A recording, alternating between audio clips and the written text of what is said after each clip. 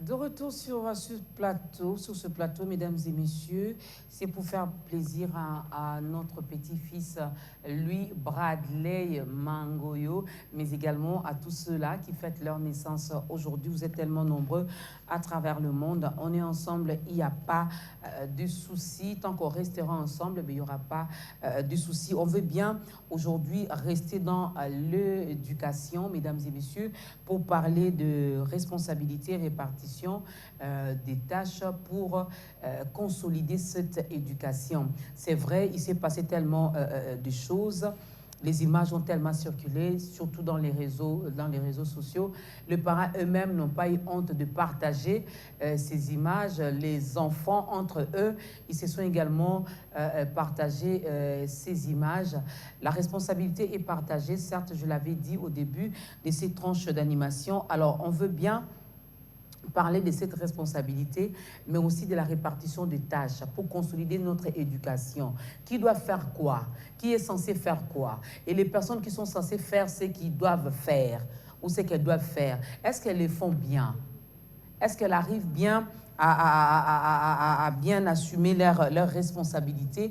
On en parle ce matin avec celui que moi j'appelle affectueusement Daddy, Steve Mbouyi, un grand journaliste, responsable aussi, hein, parce qu'il a des neveux, il a des nièces.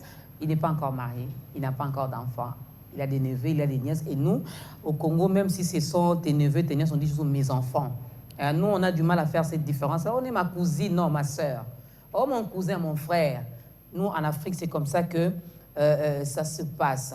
Steve Mbouyi, bonjour, bienvenue encore sur le plateau de On est ensemble. Bonjour Dorcas, merci. Tout va bien? Ça va, Dieu est au contrôle. Which one, lequel? Les cheveux? Ouais. Ah, ok, contrairement à certains qui disent qu'un berger ne devrait pas faire ça, mais bon. Ah, un berger doit seulement se raser, voir la tête. Hein? Comme Christian. Berger Christian, bonjour. Quelle présentation. Ça va ce matin? Oui, ça va très bien. Je suis très content de me retrouver avec votre style masculin. Merci. Voilà. Et Maman Pasta, ça peut s'habiller aussi en masculin. Ben oui, hein. Ben oui. En tout cas, désolé pour ceux qui seront choqués. Maman Pasteur Dorcas, Peut s'habiller. elle met tout. Elle met tout. Elle est en jupe, elle est en culotte, elle est en pantalon, elle est en robe, elle est en pagne. Mais j'aime beaucoup le pagne. Mais cela ne m'empêche pas que je mette ma chemise homme, hein, comme les garçons. Ça fait toujours du bien. Il me reste seulement à faire pour les DG. Moi, je l'appelle DG. Les DG qui est sur ce plateau avec nous. Oui. Sans aucun jugement moral.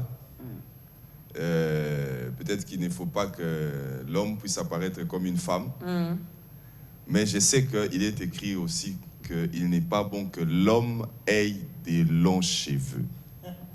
Heureusement que ce n'est pas long. Donc, quand je vais dans la tradition juive, je sais que les longs cheveux dépassent quand même les oreilles. Donc, là, on ne sait même pas si ça peut atteindre les oreilles avec cette taille-là. Et puis, de toute façon, des fois, on a... C'est 3 cm, oui, donc il est encore dans le bon. Il n'y a pas de longs cheveux, donc nous sommes dans les bons. Alors, on va parler de l'éducation, n'est-ce pas? Éducation, 2 points. Responsabilité et répartition des tâches pour la consolidation de quoi? Mais de cette éducation. Aujourd'hui, on ne veut pas rester dans beaucoup plus, hein, on en parlera, mais on ne restera pas beaucoup plus dedans pour dire non, la faute revient à non, c'est tel, non. Nous allons proposer quand même les pistes et des solutions pour que nous ayons une très bonne éducation pour nos enfants, pour que nos enfants aient une très bonne éducation, que ce soit à la maison, à l'église et à l'école. Parce que ce sont ces 3 endroits où les enfants fréquentent régulièrement. Donc, ils sont à la maison. Après, c'est l'école et on ajoute encore l'église. Sans oublier également la société, bien sûr, parce que tout ceci se passe dans une communauté, dans une société. Juste le temps pour moi de présenter nos condoléances également à toute la famille journalistique, au nom de la grande équipe donnée ensemble de ce matin, à la famille journalistique et biologique de notre confrère qui nous a quittés à Mobé, qui nous a quittés, donc paix à son âme. On est ensemble, il n'y a pas de souci. Alors, je signale que les élèves ne sont pas exclus du système éducatif de la République démocratique du Congo, non, mais ils sont exclus de l'école Saint-Georges, n'est-ce pas, Stephen Louis? Oui, c'est un revirement de situation. J'aborde avec beaucoup de sourire, beaucoup d'ironisme, avec beaucoup de moqueries un peu cachées, parce que même si certains ne le veulent pas, il y a eu deux faits qui se sont passés, hein, si vous permettez une parenthèse. Oui. Il y a eu le côté journalistique, en fait, et il y a eu le côté communication. Alors, le côté journalistique est que les journalistes ou d'autres personnes ont rapporté les faits qui étaient dits lors justement de la déclaration, les autorités de Saint-Georges avec qui, à côté le ministre, ça c'était vraiment de la communication. Oui. Et on sait que la communication a été dite, que les élèves étaient renvoyés, non seulement du collège, mais également de toute, moi j'utilise l'expression instruction au niveau national. Bon, ça c'était le premier volet, la communication. Fait, après, on revient sur les faits, rétro-pédalage. Après, on dit, OK, ils sont plus, c'est plus seulement du collège Saint-Georges, mais également du réseau des catholiques, parce que Saint-Georges fait partie justement du collège Lassalien et toute cette congrégation. Et finalement, c'est seulement de l'école catholique qu'ils sont également... comment dire, exclus. Ouais. Encore que pour ça, moi, je ne suis pas d'accord. Mais bon, voilà, chaque religion, chaque structure a ses normes et tout ça. On est quand même content, il faudra le dire, on est content que le ministre soit revenu. C'est vrai, après une bourde, c'était une bourde, on ne va pas le cacher, on ne va pas mâcher les mots, c'était une bourde. C'est bien quand même qu'il soit revenu parce qu'avec tout ce tollé qu'on a fait, c'était un péché pédagogique, un péché social que d'avoir exclu ces élèves-là. Et non seulement il était judiciable, et lui... Et puis pour moi, j'espère qu'on va aborder cette question. C'est pas, en fait, elle ne devrait pas seulement concerner le ministère de l'EPST, mais toute la République, parce qu'il y a à boire et à manger à l'intérieur. Donc on est quand même content qu'ils pourront suivre évidemment leur instruction scolaire. Juste une question de curiosité aussi. Il y a de cela 2 ans passés, il s'est produit presque la même chose avec cette victime du révérend Kim. Cette fille qui a été violée par autant... Une dizaine. Voilà, une dizaine d'élèves. Il y en a peut-être, si je ne m'abuse pas, 2 qui ont été arrêtés, les autres ont été acquittés. En fait, ils étaient à 7 au total. La fille avait 13 ans, ils étaient à 7. Voilà. Alors, dans ce lot de 7 enfants, justement, il y avait, comme on dit en lingala, banaya. Ce qui fait que le procès... Et les banaya... Voilà. Et sur le verdict rendu, en fait, au mois de mai, était que 5 étaient acquittés, voilà. N'est-ce pas? Et un seul devait payer une amende de $10 000. Okay. Nos enquêtes ont mené en fait que cet enfant, ses parents n'ont jamais payé les $10 000 américains. Et le seul qui était condamné à intégrer la prison de Makala, il a été pour 1 ou 2 journées après, c'est fini. Donc c'est un dossier. On n'en parle plus. On n'en parle plus. On n'en parle plus. C'est un sujet. Voilà. C'est comme on est habitué à ça au Congo. Hein. Il y a un sujet qui arrive, il y a un fait qui arrive, il y a une action qui arrive. On en fait du bruit et puis on sait comment est-ce que l'appareil judiciaire. C'est comme ça que moi je dis que vraiment j'ai bien fait de ne pas être avocat parce que j'ai quand même l'impression que les avocats de notre pays, maître va m'excuser. Heureusement. Ce sont des gens qui risquent de ne jamais voir le ciel. Voilà. Parce que même lorsqu'ils doivent défendre des gens qui ne sont pas défendables. Et à l'époque, on n'avait pas vu les autorités s'élever comme elles l'ont fait, pardon. Justement. Cette année. Alors, maître, pourquoi 2 poids 2 mesures? Bon, d'abord, ce n'est pas les avocats qui rendent la justice, ce sont les juges. Les avocats n'ont rien à voir avec ça. Mais même s'il s'agit des juges qui rendent la justice, je ne suis pas en train de... Je ne vais pas faire l'apologie de la justice congolaise. On la connaît, même moi, je ne suis pas... du tout d'accord avec les pratiques qui s'y opèrent. Quand vous voyez un président de la République qui nomme les magistrats, 2 jours après lui-même dit que la justice est pourrie, c'est-à-dire qu'il a finalement pesé la teneur de ce qui se trouve dedans et c'est déplorable. Mais ce n'est pas les avocats qui rendent la justice. Le travail de rendre la justice, c'est aux juges. Alors, ils sont dans l'arsenal des décisions. Non, je rentre dans l'arsenal de décisions. Je voulais juste mettre cette incise-là, qu'il appartient aux juges. Les avocats défendent, effectivement, c'est là que je voulais en venir, à un avocat, déontologiquement, on lui demande de défendre une cause en âme et conscience. C'est-à-dire qu'il ne doit pas se reprocher, ou alors il ne doit pas le faire, sachant très bien qui ne peut pas défendre ce qu'on a appelé autrefois un peu l'avocat du diable, qui est en train de défendre l'indéfendable. Mais vous savez, une personne qui est devant la justice, même quand on l'attrape en flagrant délit, il y a ce qu'on appelle la présomption d'innocence. C'est-à-dire que vous êtes jugé, certes, mais à des moments, on peut considérer aussi les contextes dans lesquels vous avez commis l'infraction. Certes, ça n'influe pas sur votre condamnation, mais ça peut changer un peu la façon dont la société vous a vu.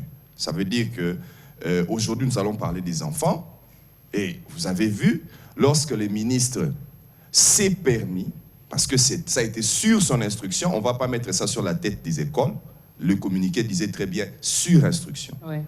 Et vous savez, nous, en droit, nous disons que la décision administrative, d'après une certaine doctrine, ce qui a été fait, je pense que c'était mardi ou lundi, je ne sais plus, au Collège Saint-Georges, était une décision administrative. Et nous n'allons pas attendre absolument qu'elle soit coulée par écrit. Même quand on vous le dit par la bouche, je le dis ici sous contrôle, par exemple, de l'actuel président du Conseil d'État qui le disait que la décision administrative, même quand vous la sortez juste par votre bouche, c'est déjà une décision. Ouais. Donc ça a été dit, c'est sur instruction du ministre de la Justice que ces enfants-là sont bannis du système éducatif congolais. Moi, je préfère utiliser ces termes-là, bannir. Et vous avez vu la réaction tout de suite de la population qui n'a pas été d'accord avec cet acte-là, tout simplement parce qu'on sait que c'est sur des enfants qu'on veut pratiquer de telles choses. Vous savez, donc la population s'est mise à la place de l'avocat. Que dans ce contexte-là, cette peine-là était exagérée. Il y avait un excès des pouvoirs. Et donc, moi, je ne connais pas très bien le dossier au fond de ce qui s'est passé avec les enfants il y a 2 ans, de 13 ans, ouais, du révérend Kim. Mais en tout cas, il y a des fois où on tient compte de la personne. Vous savez, vous pouvez traire un fou en justice. Mais les jours où il est guéri, on lui dit que vous avez commis tel acte, il ne va pas en revenir.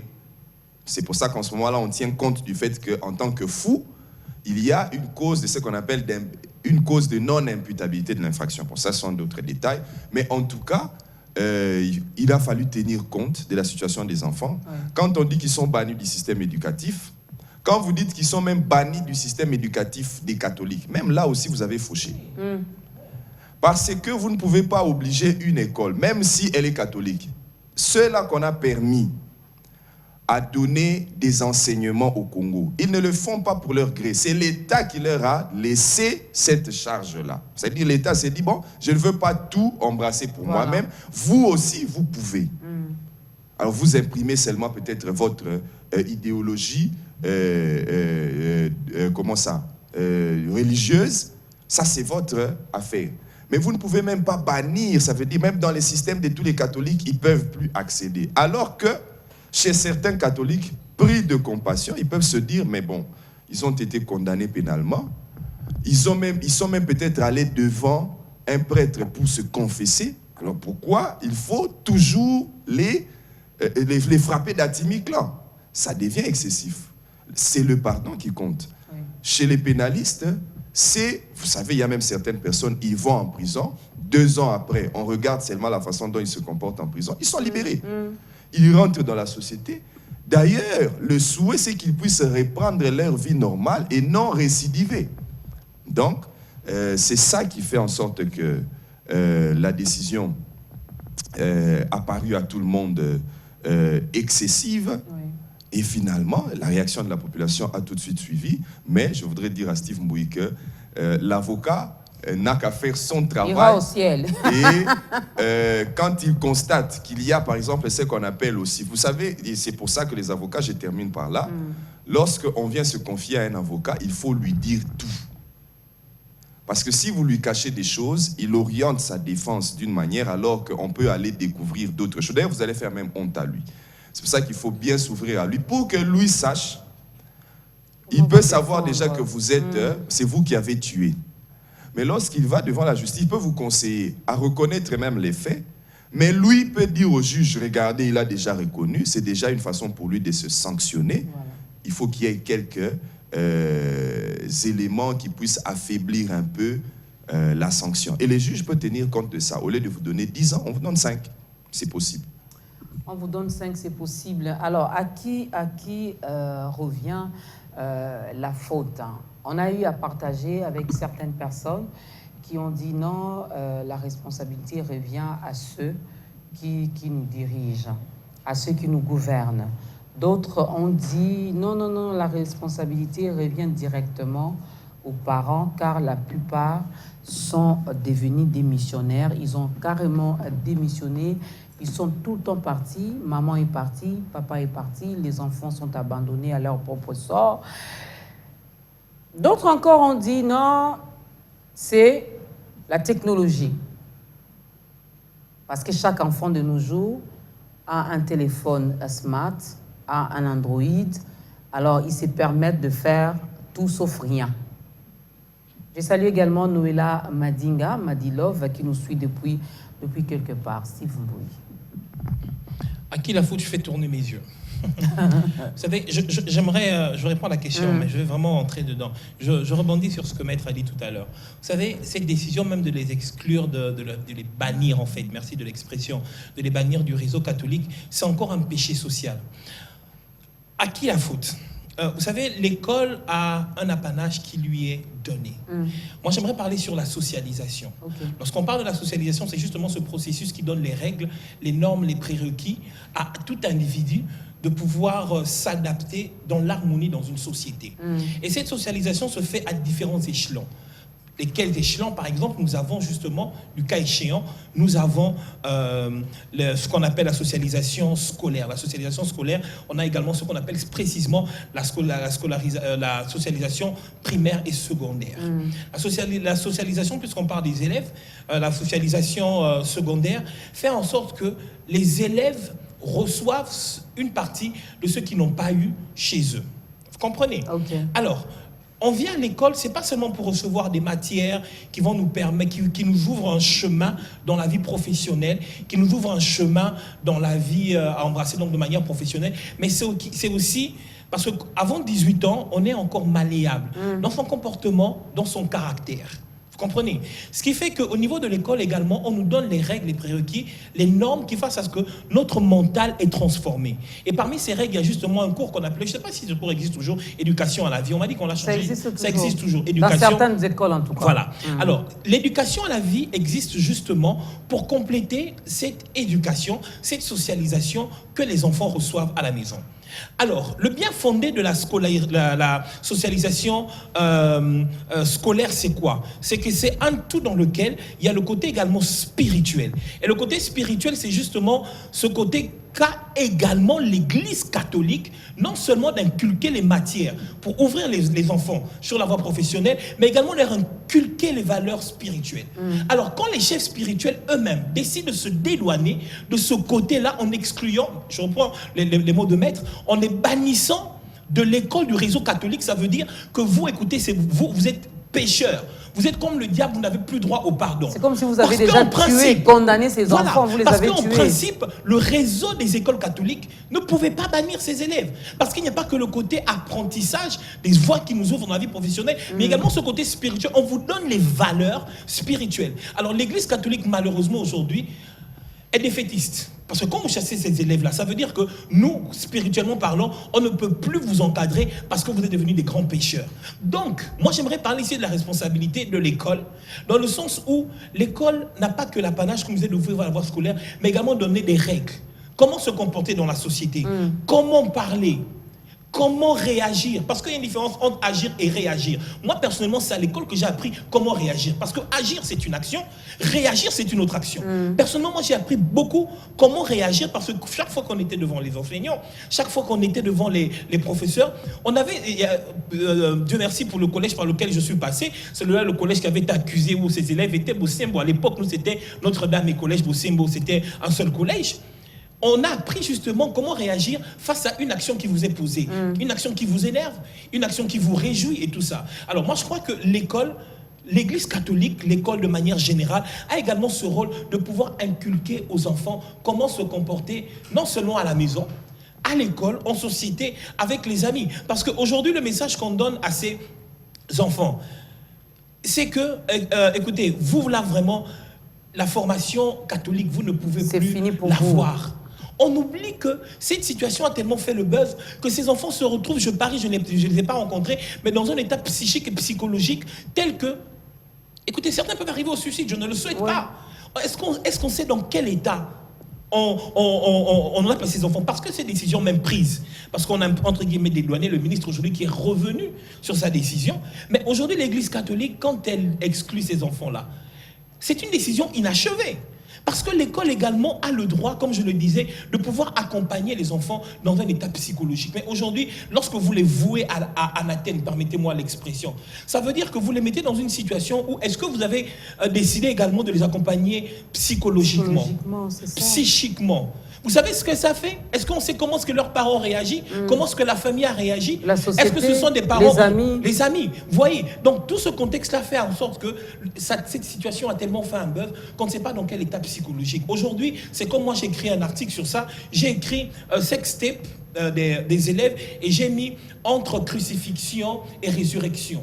Mais j'ai comme l'impression que la décision qui a été prise, on n'a fait que crucifier ces enfants sans penser à leur résurrection. Même le Christ, il est mort, on l'a crucifié, mais il est ressuscité. Mais ces enfants-là, j'ai comme l'impression que cette décision qui a été prise, on n'a fait que les crucifier. Qui a pensé à leur résurrection? Même Dieu nous accorde toujours une seconde chance. Justement, leur résurrection, c'est quoi? C'est la resocialisation dans la société. C'est leur réintégration. Qu'on le veuille ou non, ces enfants sont à une étape où, si on ne gère pas bien cette situation avec eux, on les perd psychologiquement, psychiquement.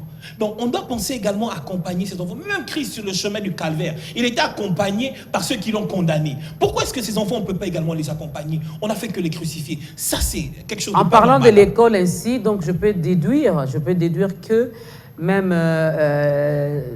je ne vais pas dire les écoles catholiques d'une manière générale, mais je parle de cette école. Donc, eux aussi, ils ont quand même échoué. Parce qu'ils avaient un rôle également à jouer dans la vie des enfants. Ils ont été défaits. Ils ont fait un aveu. Pour eux, leur décision, en fait, moi, j'ai comme l'impression, mais je reste convaincu que cette décision a été prise sur un coup de tête. Il fallait laver l'image de ce collège. Il fallait laver l'image du système éducatif congolais, ce qui a été exprimé justement par la présence du ministre. Parce qu'on a voulu montrer à la face du monde que le système éducatif congolais n'est pas... Mais on se connaît dans ce pays. Ce que ces enfants-là ont fait, ils sont aujourd'hui crucifiés parce que ça a été mis sur la place publique. Allons aussi dans les toilettes des écoles. Combien n'écrivent pas des bêtises? Combien ne dessinent pas des bêtises? Il y en a d'ailleurs qui les font sans se filmer. Sans être filmés. Alors ces enfants-là sont comme... c'est sur eux qu'on a... en fait, c'est eux qu'on veut prendre comme modèle pour dire que voici en fait, si quelqu'un a dit, ces décisions, on l'a pris d'un côté pédagogique. C'est-à-dire qu'on veut dire aux autres que prochainement, si vous aussi vous faites ça, voici ce que vous êtes arrivé. Mais les personnes qui le disent, moi j'ai dit également qu'ils ont encore péché. Pourquoi? Ont encore péché parce qu'on va continuer à les faire, mais sans pour autant filmer, justement, sans pour autant partager l'image. Comment vous le saurez, cher préfet, cher directeur? Voilà, justement. Et je dis encore que c'est un péché, pourquoi? Dans le sens où une sanction pédagogique n'est pas qu'à prendre d'un seul revers de la médaille, mais ça a deux revers.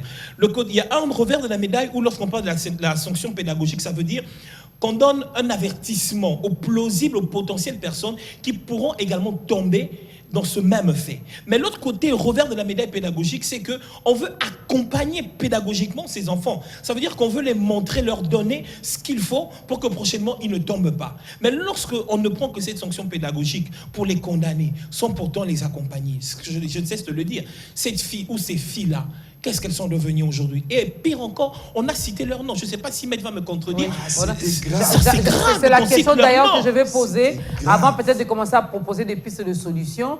On le fera dans la deuxième partie de cette émission, après la pub donc. Maître, que prévoit la loi? Les noms ont été cités. Donc même si on n'avait pas pu voir Dorcas Kapinga, on sait maintenant que c'est Dorcas Kapinga. Bon, déjà...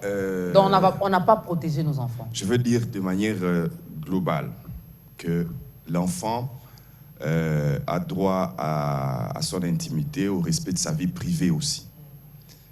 Bon, quand on va devant la justice, ce qui est vrai, les affaires, les audiences sont publiques, ce qui fait que ça permet à tout le monde d'y accéder et de connaître un dossier que vous avez en justice. Mais lorsqu'il s'agit, par exemple, des cas de viol, lorsqu'il s'agit des cas qui concernent, par exemple, des enfants comme ça, il y a même le huis clos qui est très souvent décrété. pour préserver l'intimité de ces enfants-là. Quand vous allez faire des recherches au niveau des tribunaux des enfants, des tribunaux pour enfants, vous demandez qu'on vous donne la jurisprudence.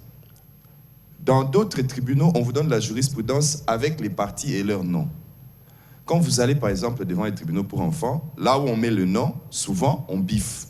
Pour que vous ne sachiez même pas il s'agissait de quel enfant. Donc, on vous donne la décision, vous voyez le contenu, mais là où il était question du nom, on peut assurer là-bas.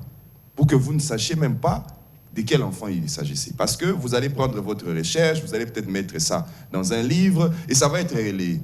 Pendant ce temps, l'enfant, lorsqu'il avait commis les faits, il y avait une cause de non-imputabilité de son infraction, c'est-à-dire la minorité. On suppose qu'il ne savait pas vraiment l'acte qu'il était en train de poser.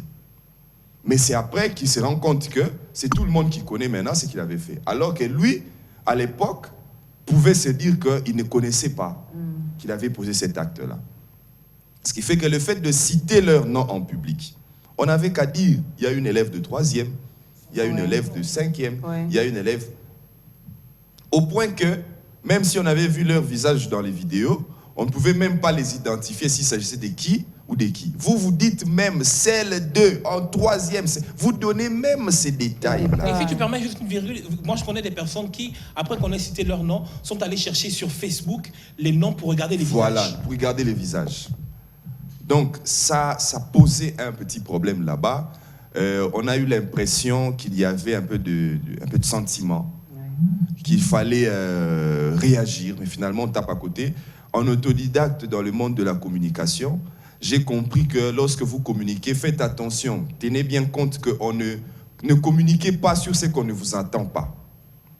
On sait que vous êtes ministre, vous pouvez condamner quelque chose, et j'ai vu un peu dans l'attitude du ministre de l'EPST, lorsqu'on lui a posé la question de savoir, par votre consoeur Rachel Kitita, qui a posé la question de savoir quelle sera la sanction pour ces enfants-là. Et le ministre dit, ce qui est vrai, je sais que... Et quel message vous donnez, pardon, aux parents? Il dit, je sais que tout parent, c'est naturel, qu'il n'a qu'à défendre son enfant, mais voilà ce qu'il y a comme sanction. Je ne vais pas leur donner de conseils, mais nous avons déjà pris des sanctions. C'est vrai, mais on n'attendait pas, surtout, que les ministres de l'Éducation, je parle peut-être de l'article, je ne sais plus trop, 43, pas seulement de la Constitution, je crois que c'est aussi 43, je vais vérifier ça tout à l'heure, de la loi portant protection de l'enfant, dit que même quand l'enfant est condamné, il a toujours droit à l'éducation. Même quand il est condamné. Donc, on n'attendait pas qu'un ministre de l'enseignement de surcroît puisse communiquer tout en bannissant déjà de son propre secteur. Vous ne pouvez pas le faire parce qu'il faut qu'on se regarde dans les yeux. Qui n'a jamais regardé un film porno depuis qu'il est né? Si on se regardait vraiment dans les yeux, on saura. Il y en a qui ne l'ont jamais fait. Oui, je sais, mais qu'on se regarde vraiment dans les yeux. Pour la plupart, nous avons déjà regardé ces films-là. Ça nous est arrivé une fois. Mais qui nous a déjà bannis? Dieu. Il n'a jamais banni personne. Mais nous regardons ça, ça nous arrive. Donc ça a été un peu de trop. Ce qui est vrai, il faut condamner l'acte. Parce que quand on parle de la responsabilité, l'école a sa part. Je termine en tout cas. Ah oui, c'est déjà l'heure. Mais je voudrais simplement glisser le mot en 30 secondes, que même les enfants, quand on dit l'Internet, posez la question aux enfants aujourd'hui, il y a combien de planètes? La plupart vous diront 8, 9. Alors qu'il n'y a plus 9 planètes, il y en a 8. On a supprimé une. Mais moi, je l'ai appris où? Sur Internet. Donc on ne va pas toujours faire peser le poids sur l'Internet, parce que sur Internet, il y a des bonnes choses. Pourquoi on ne tient pas compte de ça? Pourquoi on ne tient pas compte de ça? Tout dépend de l'usage. Voilà pourquoi on va revenir pour parler de cette responsabilité et aussi de cette répartition des tâches. Qui doit faire quoi? Quand le faire, comment le faire? Parce que le média également a sa part de responsabilité dans ce qui s'est passé. J'ai vu comment les journalistes, comment les animateurs, comment les chroniqueurs, comment les gens ont eu du plaisir à partager. Tu n'as pas encore la vidéo des sextapes des élèves? Attends, je te l'envoie. C'est ça. Pose-toi un peu la question, si c'était mon fils, est-ce que j'allais partager cette vidéo? Si c'était ma nièce, si c'était un membre de ma famille, allais-je faire la même chose? Ah, ça fait mal, ça fait mal. Alors, Steve Mbouyi, on veut bien, l'objectif de notre tranche matinale, nous voulons bien proposer des remèdes. Et essayer un peu de voir si moyen il y a pour que nos enfants bénéficient quand même d'une très bonne formation, d'une très bonne éducation. Nous savons que tout commence dans la famille parce que la famille, c'est la cellule même de base. Tout commence, mais après, nous envoyons nos enfants déjà à partir de 3 ans. Moi, je l'ai fait à 2 ans, mais c'est à partir de 3 ans qu'on les envoie à l'école maternelle et tout part de là. Alors, parlons un peu de la responsabilité. On a vu les ministres de l'EPST qui a parlé, on a vu les ministres des droits humains qui a également parlé. Vous l'aviez dit au début que cette histoire, normalement, devait concerner toute la République. Toute la République. Alors, si il faut dire, c'est que qui doit faire? Moi, je vous pose cette question-là parce que si on a invité même les ministres ici, il nous dira seulement qu'il n'a pas le temps. Et ils n'ont jamais le temps pour nous. Qui doit faire quoi? Tout le monde doit faire quelque chose. C'est pour ça que je vous réponds. Tout le monde. Personne n'est exclu de l'éducation de l'autre. Parce que d'une manière ou d'une autre, par exemple, en étant ici sur le plateau, ce que Christian dit de manière légaliste, c'est-à-dire de droit, il m'apprend quelque chose, il m'éduque justement de ce côté. Ce que vous dites également, vous m'apprenez. Donc, à la question de savoir, de manière générale, je réponds à la question qui doit faire quoi. Je dis tout le monde doit faire quelque chose. Dans notre système éducatif. Oui, je suis bien précis. Alors, maintenant, c'est comme je le disais, c'est maintenant par rapport à la répartition des tâches, de manière échelonnée, par rapport à l'avancement de l'âge, par rapport à ce que l'enfant est en train de subir, par rapport à ce que l'homme est en train de subir dans son processus justement de grandir dans la société, c'est reparti. À la maison, un enfant qui naît, il naît dans une famille. Oui. Il a l'éducation de papa et de maman, comment vivre en famille, comment manger, comment. C'est-à-dire que premièrement, d'abord, moi je crois que s'il faille revenir sur l'éducation en République démocratique du Congo, tout part de la politique.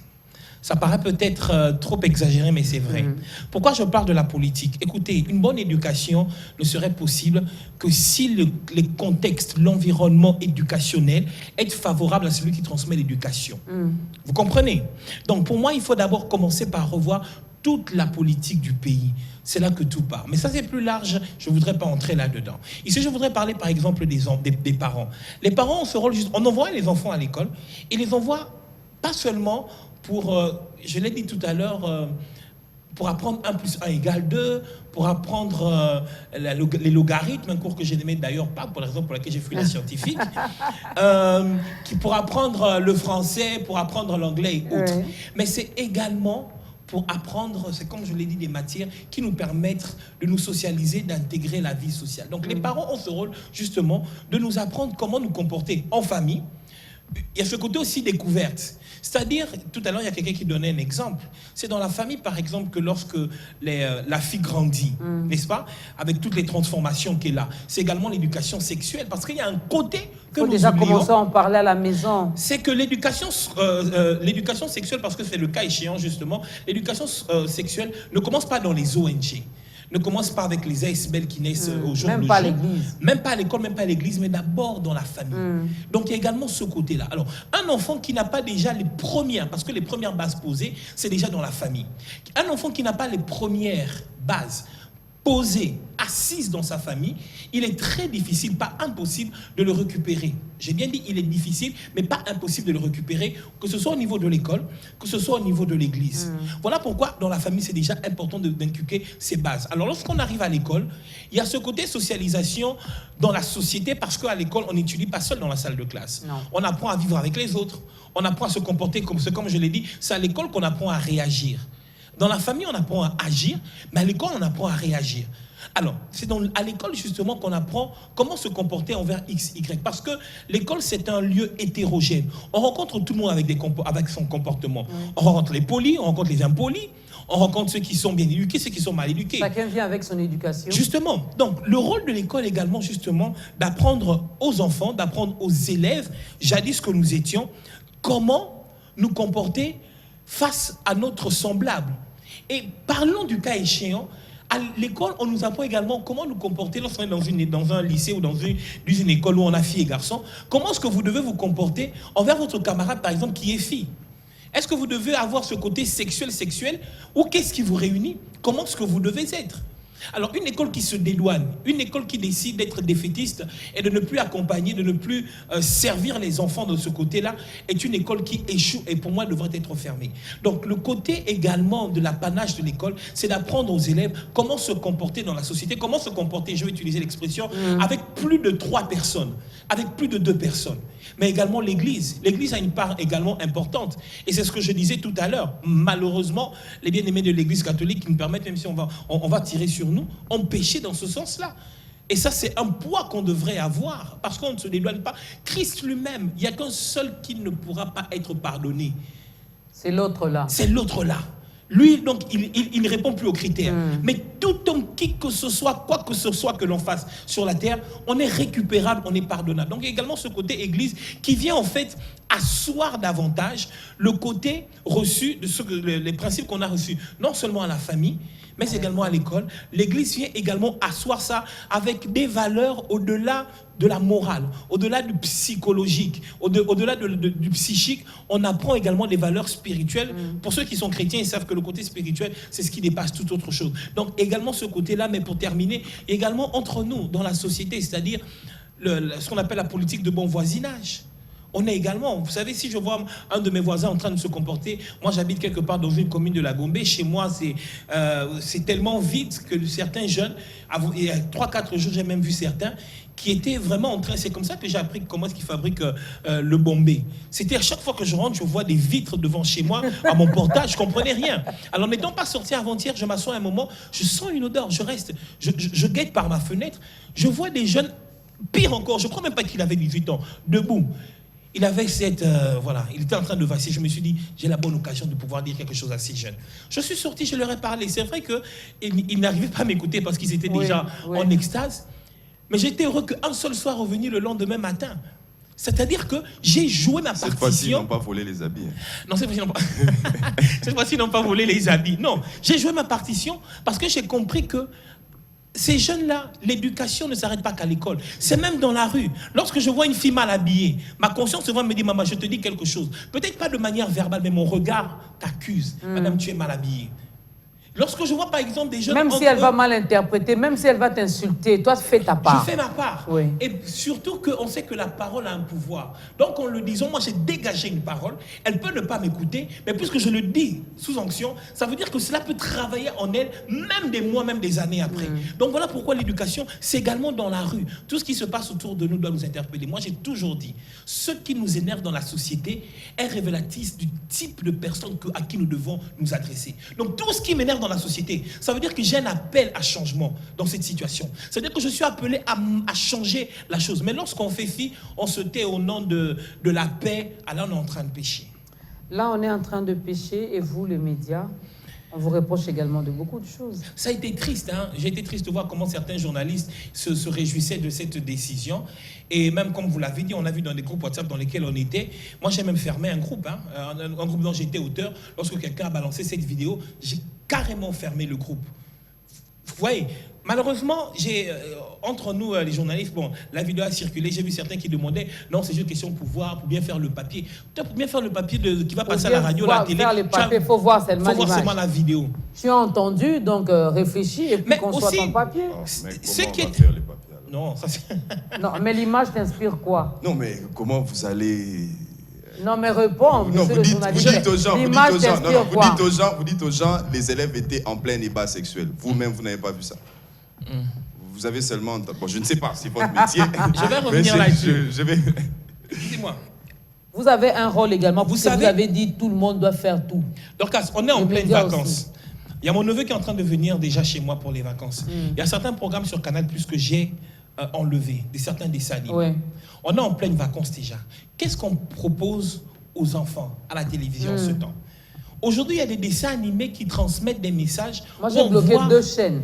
Vous voyez, c'est-à-dire que pas seulement question de programmation, mais qu'est-ce que nous-mêmes journalistes, lorsqu'on est devant la télévision, qu'est-ce qu'on dit?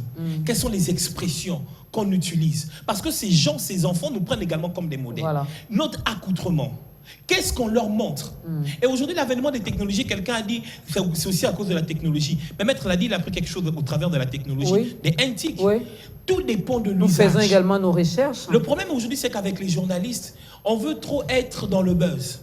On veut trop être dans le matuvisme. Ça veut dire que tout ce qui vient, j'ai le droit de le prendre, de l'adapter à ma manière, à moi, mais en oubliant l'éthique et les mœurs de la Voilà. société. La mission même. C'est ça le problème. Je l'ai redit, on est en pleine vacances. Qu'est-ce qu'on met comme programme? Combien d'émissions qui parlent des enfants, de l'éducation ont des sponsors? Les télécoms, courent toujours derrière, justement. Réagissez, hein. Hein, Jusque-là, qui on n'a court. pas reçu de message. Je ne sais pas, vous n'aimez pas le sujet ou quoi? Nous voyez. sommes dans l'éducation aujourd'hui, chers parents, chers frères et sœurs, chers tontons, chères tantines.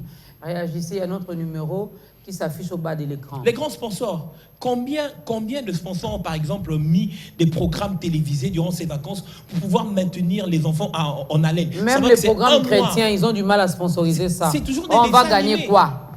Malheureusement, vous voyez. Donc ça veut dire que même l'implication des entrepreneurs, même l'éducation de nous, des médias, on ne s'implique pas, on se dit toujours que voilà, on doit faire ce qu'on peut faire à la mesure de nos possibilités, mais pourtant, soit on détruit ces enfants au travers de ce qu'on met à la télévision, soit on les construit.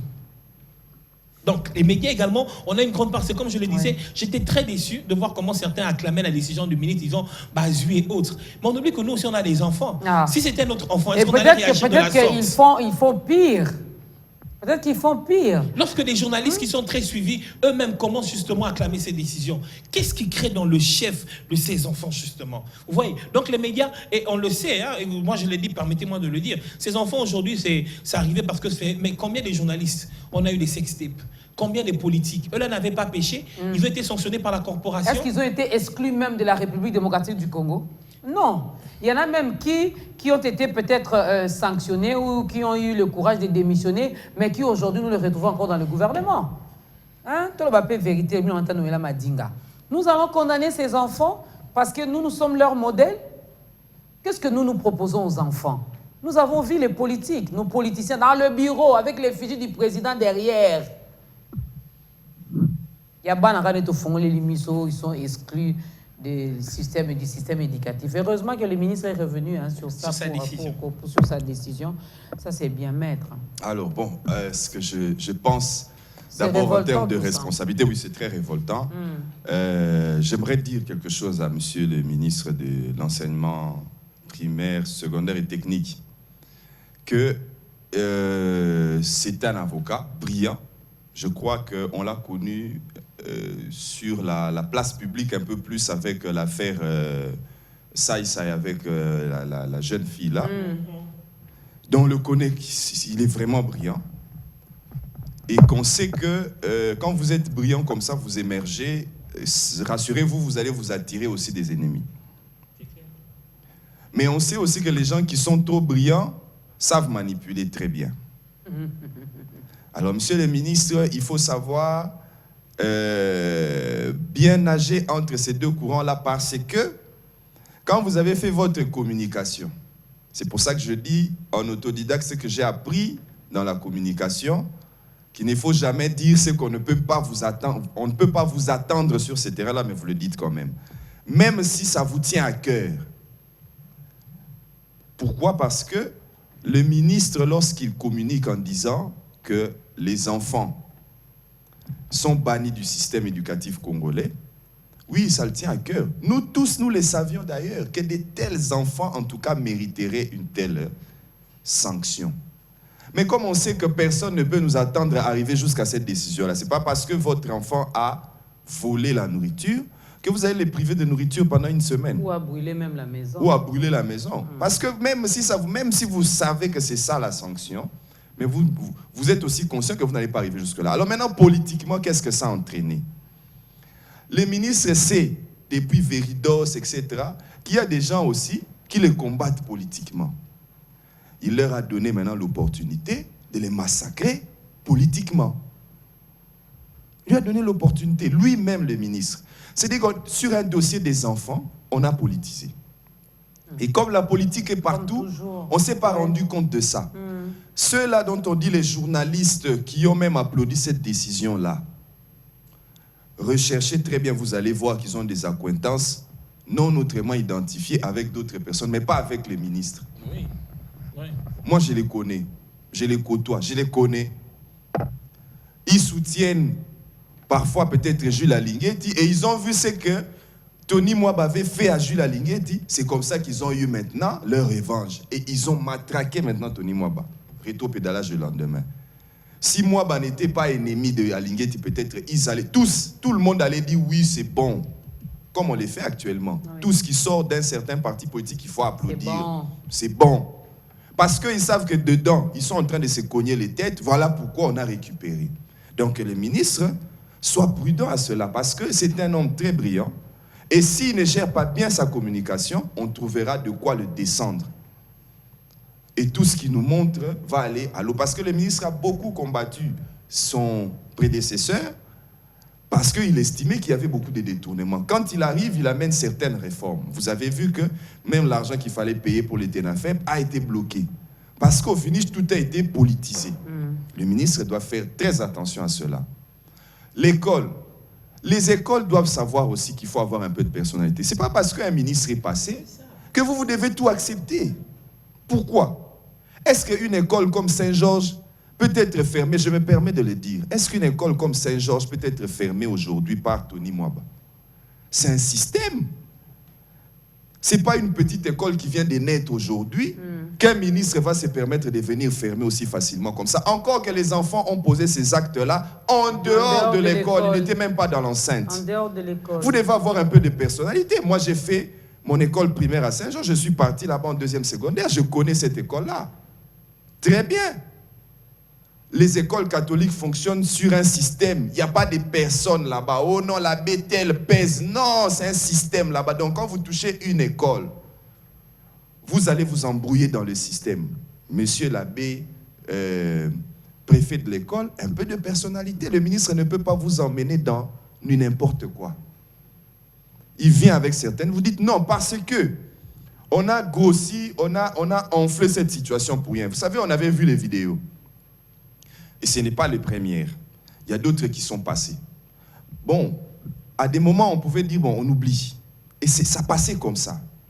Mais quand les ministres, bon, il y a eu un petit peu de la clameur, oui. Les ministres sont venus entrer dans cette clameur-là, sans chercher même par les renseignements ou par quoi que ce soit, comment on pouvait étouffer ça. Et sanctionner les enfants en interne. Reprendre les écoles pour leur dire, quel est votre programme? Qu'est-ce que nous devons maintenant dire aux enfants? On a amené ça comme ça à la place publique avec l'intervention du ministre. Et aujourd'hui, nous n'avons plus retenu la sanction. Ça, il faut qu'on insiste là-bas. La sanction, nous ne l'avons plus retenue. Maintenant, on retient la défense que nous tous, nous sommes en train de faire au profit des enfants. Alors que ces enfants-là devraient être sanctionnés. On devait mettre l'incise sur la sanction. À cause de l'intervention et des sentiments, on ne met même plus l'accent sur la sanction. On met maintenant l'accent... Et dans quelques jours, comme l'a dit Steve Mbouyi, on n'en parlera plus. On n'en parlera plus. On ne met même plus l'accent sur la sanction. On va attendre encore peut-être 2 ans, 3 ans, s'il y aura encore quelque chose de pareil. Pour que ça revienne. Donc, il faut qu'on agisse avec intelligence là-bas. Les parents. En une minute. Oui, je termine par là. Steve avait monopolisé la parole.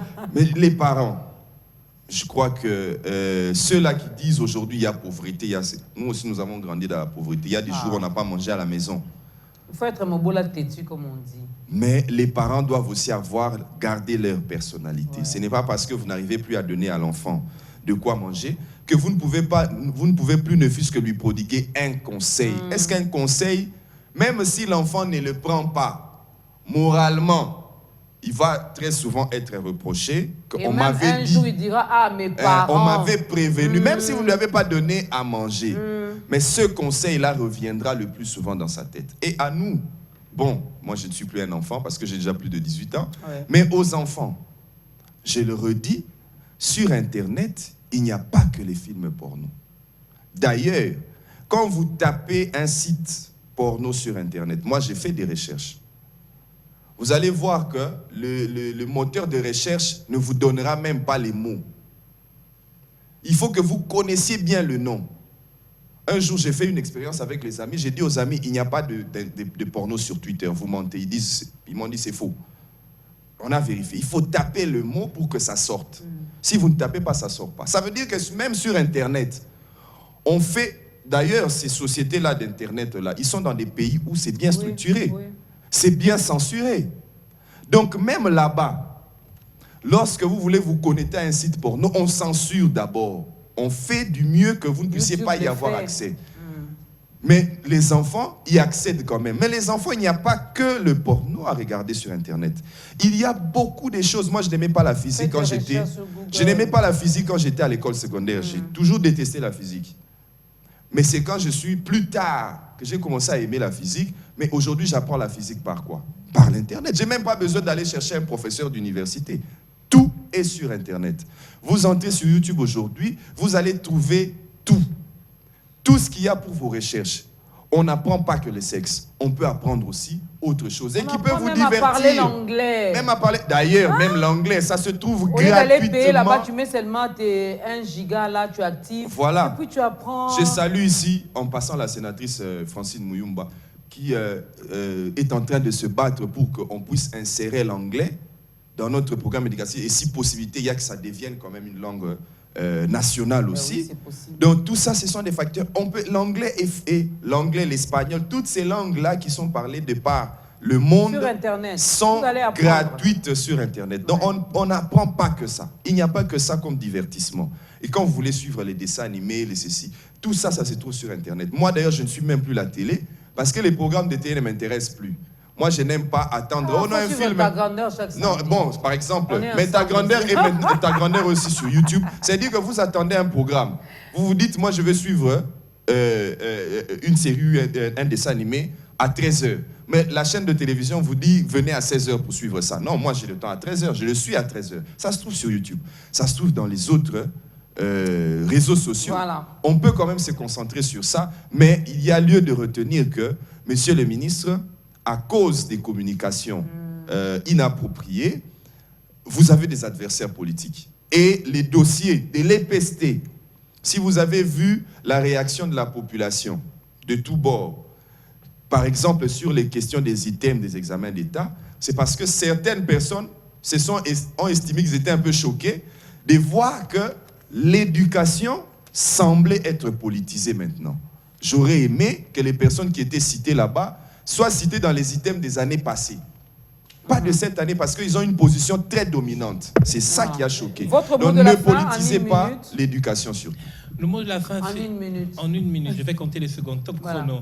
Mais écoutez, moi, je crois que pour avoir une bonne éducation, il ne suffit pas d'abord que cela vienne de l'école. Tout d'abord, commence à la maison. Oui. Donc moi, j'aimerais juste dire par rapport à ce qui s'est passé, c'est vrai mettre la souligner. Hein. Pensons à la sanction de ces enfants-là. Mais il y a ce qu'on appelle la sanction positive et négative.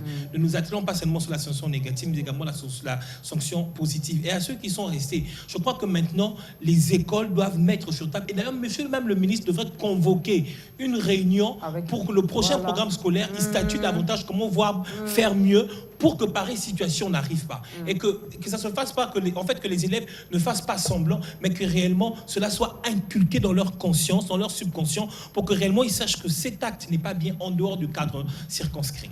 Voilà, merci beaucoup Steve Mbouyi, un grand journaliste de la République démocratique du Congo, un patron aussi parce que voilà, il a sa chaîne.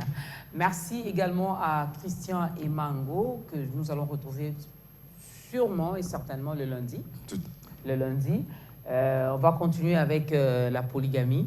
On va bien disposé à continuer avec ce sujet. Conséquences, mais aussi quoi faire finalement pour ne pas tomber dedans, pour ne pas tomber dans la polygamie. Mais je vais réagir en tant que parent parce que je le suis aussi. J'ai des neveux, j'ai des nièces, j'ai des enfants. Alors, parents, arrêtons, il n'y a plus de tabous. En tout cas, le monde avance tellement vite que si vous continuez encore à dire dans certaines choses, je ne peux pas en parler à mes enfants, la société le fera à votre place. La société le fera à votre place. L'Internet le fera à votre place.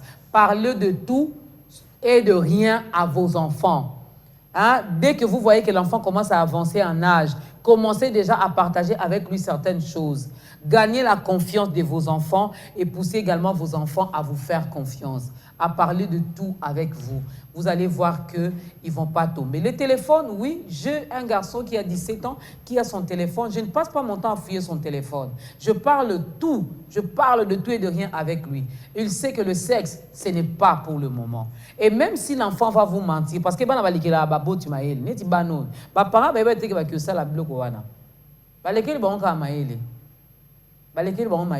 et n'oublions pas de beaucoup prier pour nos enfants. Parce que le malin, qu'on le dise ou pas, je sais que les politiques diront non, ce n'est pas non. La spiritualité y est pour quelque chose dans cette histoire. Les enfants sont tellement exposés que le malin dit l'avenir de demain, je dois commencer à détruire cet avenir maintenant. C'est ce qu'il est en train de faire. Donc réveillons-nous spirituellement, réveillons-nous économiquement, réveillons-nous culturellement, réveillons-nous politiquement. Réveillons-nous, chers parents, et prenons soin de nos enfants, parce que les enfants sont une bénédiction pour nous, mais aussi pour la nation congolaise. Gouvernement, n'a bien combien de fois. Portez-vous bien.